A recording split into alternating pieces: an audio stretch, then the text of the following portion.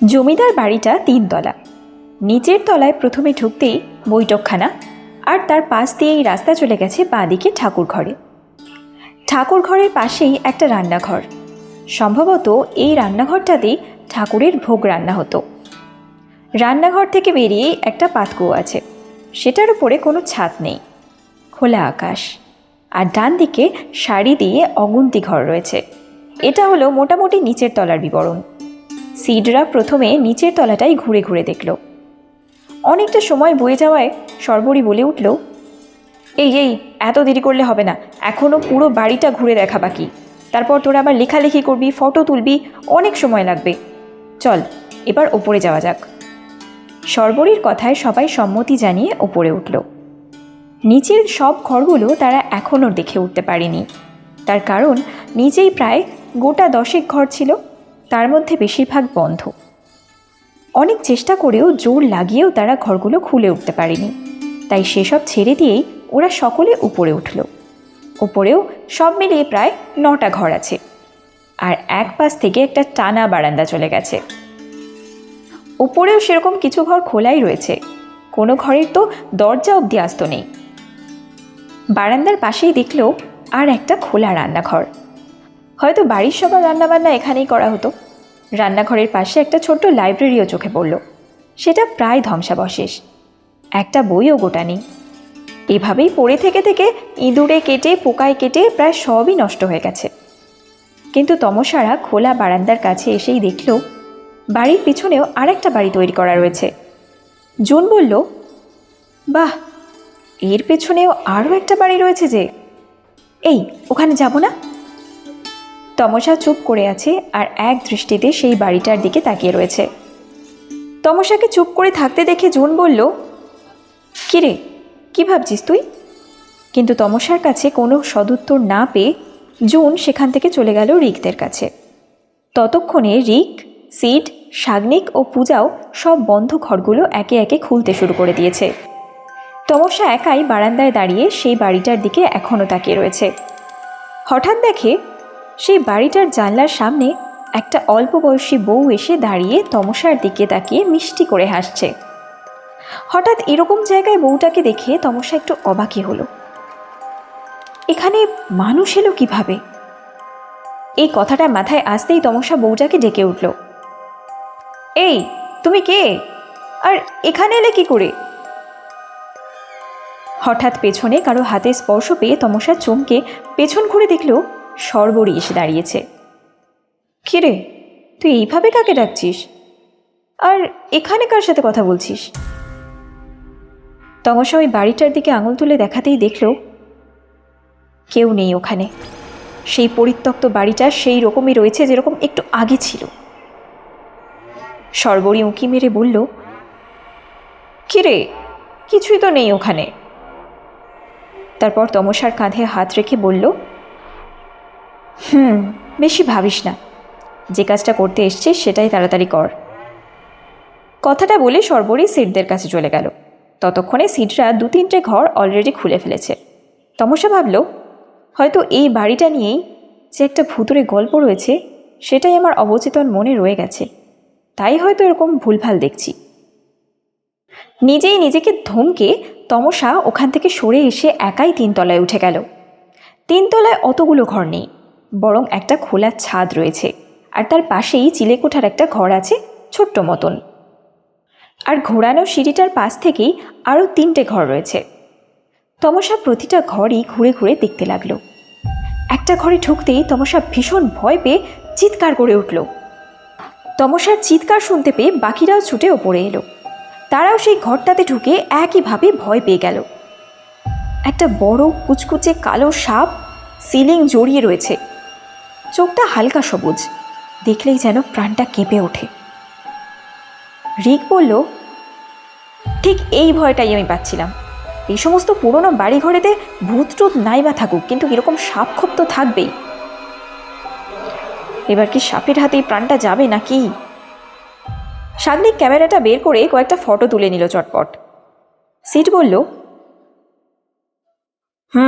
রিক ঠিকই বলেছে, এখানে বেশিক্ষণ থাকাটা হয়তো ঠিক হবে না, না জানি আর কি দেখতে হবে। তাই সবাই তাড়াতাড়ি চল, আমরা আগে কাজটা করে নিয়ে বেরিয়ে পড়ি।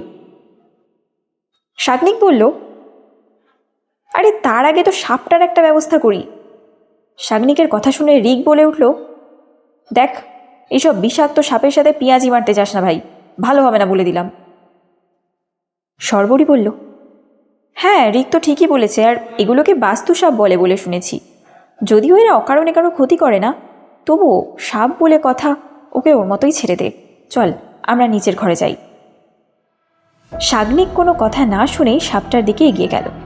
পাশে রাখা একটা শুকনো ছোট্ট কঞ্চি মতো দেখতে পেয়ে ওটাকে তুলে নিয়েই শাগনিক সাপটাকে হেই হুস হুস হুস বলে তাড়াতে লাগলো, আর হাতের কঞ্চিটা দিয়ে সমানে দেওয়ালে মেরে মেরে আওয়াজ করতে লাগলো। কিন্তু সাপটা একটুও নড়ল না, বরং আস্তে আস্তে মাথাটা উঁচু করে ফনা বাগিয়ে তুলল। সেটা দেখে সবাই আঁতকে উঠল। তমসা বলল, শাগনিক ছেড়ে দে প্লিজ, চল এখান থেকে। তখনই সাপটা শাগনিকের থেকে মুখ ফিরিয়ে তমসার দিকে তাকালো, আর মুখ হাঁ করে তার লাল চেরা জিভটা বের করলো বার দুয়েক। তারপর আশ্চর্যভাবে সিলিং থেকে নেমে পাশের জানলা দিয়ে বেরিয়ে গেল। সেটা দেখে সবাই একটু অবাক হলেও শাগনিক বুক ফুলিয়ে বলল, দেখেছিস, তোরা শুধু শুধুই ভয় পাচ্ছিলি, কেমন ভাগিয়ে দিলাম আমি। তখনকার মতো সবাই নিচে নেমে গেল। প্রথমেই শর্বরী বলল, এই বিশাল বাড়িটা কভার করা কিন্তু একদিনের কম্য নয়, অনেকটা সময় লাগবে। তাই তোরা একটা কাজ কর, দুজন দুজন করে একটা দল তৈরি কর। সবাই এক একটা জায়গায় গিয়ে রিপোর্ট তৈরি কর। একজন রিপোর্ট লিখবে আর আরেকজন ফটো কালেক্ট করবে। সবার সেই রিপোর্ট আর ফটো অনুযায়ী আমরাও কলকাতায় ফিরে একটা থিসিস তৈরি করে ফেলতে পারবো। সবাই এই কথা শুনে এক কথায় রাজি হয়ে যায়। এতেই কাজটা সুবিধার হবে আর বিকেলের মধ্যে শেষও করে ফেলতে পারবে। তমসা প্রশ্ন করে, কিন্তু এর পিছনের বাড়িটা, ওটার ব্যাপারেও তো আমাদের জানার দরকার। শর্বরী বলল, হ্যাঁ ঠিক আছে, এখানকার কাজ শেষ করে নিয়ে আমরা বিকেলের দিকে না হয় ওই বাড়িটা একবার যাব, দেখি ওখানে কি পাওয়া যায় যেটা আমাদের থিসিসের কাজে লাগবে। শর্বরীর কথা শেষ হতেই সবাই দল করে নেয় নিজেদের মধ্যে। জুন আর পূজা দোতলায় বাঁদিকে থাকবে, তমসা আর শাগনিক নিচের ঘরগুলো নিয়ে রিপোর্ট বানাবে। শর্বরী দোতলার ডান দিকের ঘরগুলোর ছবি তুলবে, রিক আর সিড 3 তলার ঘরগুলো আর ছাদের দিকে যাবে।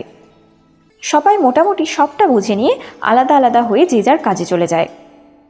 প্রথমেই শাগনিক ও তমসা নিচের তলার যে ঘরগুলো খোলা আছে সেখানে যায়।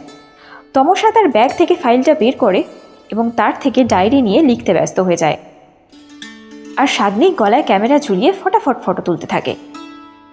তমসা মুখ ফিরিয়ে দেখে শাগনিক ওরই ফটো তুলছে। তমসা হালকা রেগে এগিয়ে গিয়ে বলে, এই এটা কি হচ্ছে শুনি, তুই আমার ফটো কেন তুলছিস? তোর কাছে মনে হচ্ছে প্রচুর সময় আছে, তাই কাজের কাজ না করে এই সমস্ত ফালতু কাজ করছিস। শাগনিক তমসার কোমরটা জড়িয়ে নিয়ে বলল, তোকে না আজকে খুব সুন্দর লাগছে, তাই এই ক্যামেরায় বন্দি করে নিলাম। তমসা হেসে বলল, ও তাই? তা আগে বুঝি আমাকে সুন্দর লাগতো না? শাগনিক তমসার চুলগুলো সরিয়ে ওর ঘাড়ে ঠোঁট ছুঁয়ে বলল, হ্যাঁ লাগতো, কিন্তু আজ একটু বেশি অন্যরকম লাগছে। এর আগেও তমসা আরও কয়েকবার শাগনিকের ছোঁয়া পেয়েছে, কিন্তু আজ এখানে এরকমভাবে শাগনিকের ছোঁয়া পেয়ে তমসা একটু কেঁপে উঠল। শাগনিককে হালকা ধাক্কা মেরে সরিয়ে দিয়ে বলল, আরে কি করছিস কি? যেটার জন্য এখানে এসেছিস সেইটা আগে কর। তমসা আর শাগনিকের সম্পর্ক প্রায় 3 বছরের। কলেজের প্রথম দিনেই তারা একে অপরের সাথে দৃষ্টি বিনিময় মুগ্ধ হয়ে দেখেছে দুজনে দুজনকে, কিন্তু মনের কথাটা কেউই মুখ ফুটে বলে উঠতে পারেনি। তারপর রিক, সিড, জুন, পূজা এদের সাথে বন্ধুত্ব হয়ে ওঠে তমসা আর শাগনিকেরও। ফার্স্ট ইয়ারের এক্সাম শেষ হওয়ার পরই শাগনিক সাহস সঞ্চয় করে রিক আর সিডের সাহায্যে মনের কথাটা বলতে পারে তমসাকে। আর তমসা তো সেটা শোনার জন্যই অপেক্ষা করছিল, তাই শাগনিকের বলার পরেই নিজেও নিজের মনের কথাটা জানিয়ে দেয়। ব্যাস, তারপর থেকেই ওদের প্রেম পর্ব চলছে। এরপরে কি হলো জানতে দেখতে থাকুন পরবর্তী এপিসোডগুলো। আর এই গল্পটা আপনাদের কেমন লাগছে কমেন্টে জানতেও ভুলবেন না। আর আমাদের চ্যানেলটা অবশ্যই সাবস্ক্রাইব করে দেবেন, লাইক, কমেন্ট আর শেয়ার করে দেবেন। ধন্যবাদ।